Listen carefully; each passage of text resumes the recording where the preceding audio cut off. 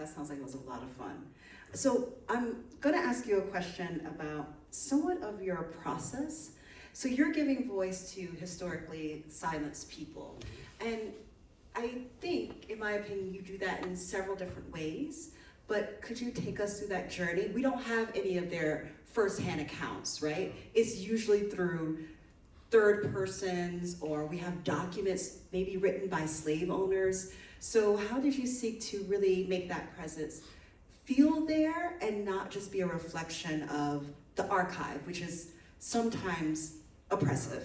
Actually, of course, this is not a work that I made in terms of research, because it's a work that has been made by a lot of scholars like you during a lot of decades. Some of them, they started really 35 years ago, like Kate Lowe, Paul Kaplan, when it was not trendy or rewarding investigating on this subject. So my idea and my part in this film is simply to try to resonate as a person who was born in Europe, as a person with African descent.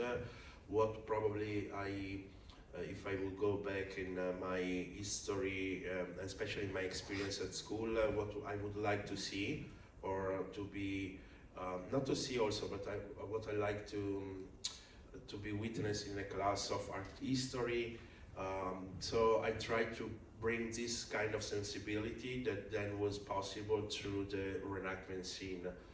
And of course, for me, it was the first challenge documentary, because all my documentary are based on interview. So usually I interview all scholars because I need to, or expert, I need to develop a documentary about a topic.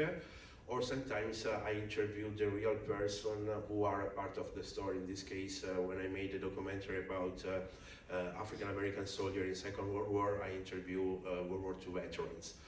This was the first time that I needed to do a documentary talking about person who lived 5 centuries ago, so it was a little bit complicated too. But at the same time, for me, this documentary was important, and I didn't want to, how can I say, go too far into the fiction part. First of all, for a budget reason, and second, because you know, when there are coming series like Bridgerton, I mentioned in the documentary, but also other series, there are a lot of controversial, because people assume, or a part of society assume that this is only because they say we are living in a woke society, and so there is a character there. And for me, it was really important to be more focused on the historians or art historians, so basically scholar, and paintings that are the proof of what they are talking about and about the society. And so this is more powerful and challenging for those who don't believe or still don't believe that there were black people in Europe in ancient time.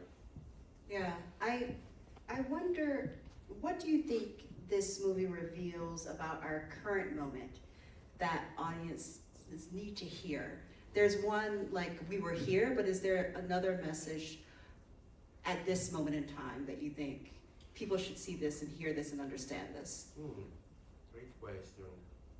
Yeah, the first message, it's more, and I think was to support also the people who are born or raised in Europe and they are African descent, making them known that Africans were always there.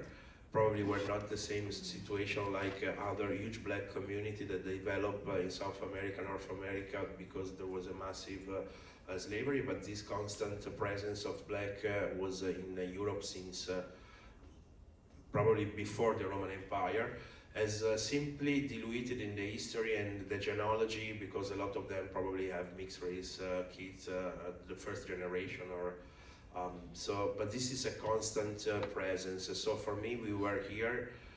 It's a huge statement that can help, in particularly African descent in Europe. Otherwise, I could, if I was watching from a different perspective, the title could be also "They Were There."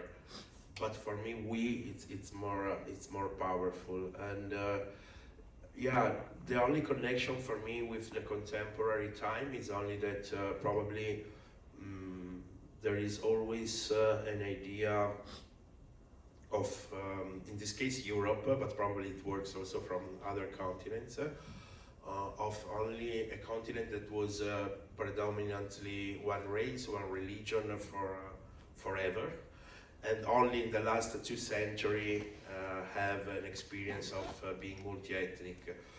And when the truth is different, especially in Southern Europe, because since 2000 and more, it's a continent that has been always experienced the presence of people of different ethnicity and races, and not in terms also of slavery. So this documentary also try to show other stories that are not connected typically about the slavery story, but also stories of ambassador, diplomats, travelers, saint, or free people born like Benedict, or other people that now maybe we call second, third, fourth generation of African descent. You know, when I came to Italy one time,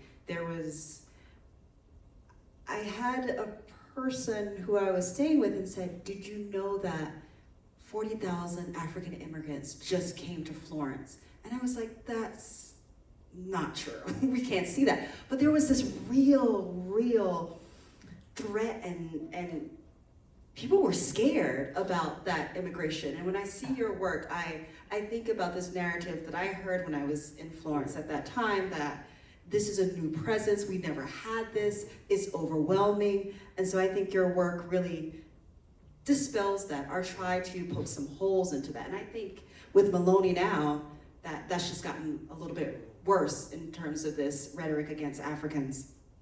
Last question before I hit it out to you all. Your work moves from Italy, Ghana, and the United States and broader Europe. How does your transnational identity affect your work? Yeah, actually I was not so transnational when I was born, and probably until my 35 years old, I was I was born in a small place of Italy called Bologna. And Bologna is not small. Yeah, but, I mean, compared to Houston, it's really small. But I made my entire life there, and I didn't like people from Rome, from other places.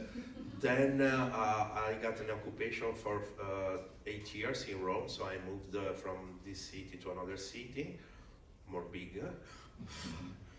And but how can I say, I thought about myself that, by the way, I was Italian and I wanted to stay in Italy, and then a lot of things came by chance with my first documentary that brought me in United States. Then I started also in United States to travel around different and several cities, and this is also a great bonus of this work.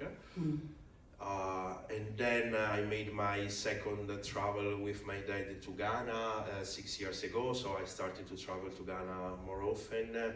And lastly, I spent a lot of time also in Rio de Janeiro in Brazil in the last 3 years. And probably and my first 3 documentaries were usually binational. So, for example, Inside Buffalo was a documentary about African American soldiers in World War II in Italy. So I interview African Americans, but also Italians, and was the same with a couple of documentaries that I made. This was the first documentary that I made in a lot of countries.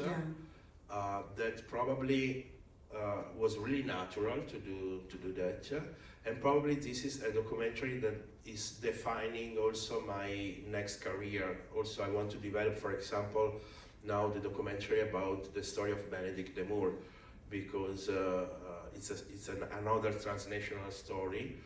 I can travel more, so I can also enjoy but I think it's also, and I would like to do like this one, so with multilingual, different languages, and probably aside some things that I will do in Ghana, all my next work will be more transnational, because it's like I understand that sometimes we have the same stories we don't know in different countries, and probably sharing some stories that are in common could be more helpful to create a dialogue.